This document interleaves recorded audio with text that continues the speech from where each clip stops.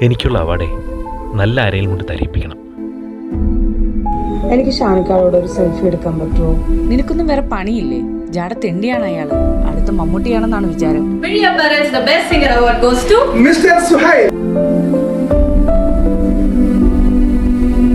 Award കൊടുക്കാനായി Shaan മുഹമ്മദിനെ ക്ഷണിച്ചുകൊള്ളുന്നു.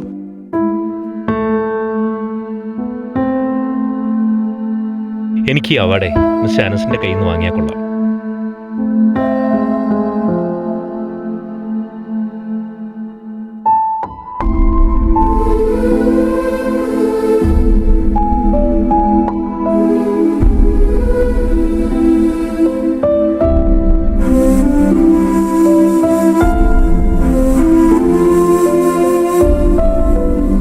Award ആര് തരുന്നതല്ല, അത് ജനങ്ങളുടെ മനസ്സിനും കൂടി ആയിരിക്കണം.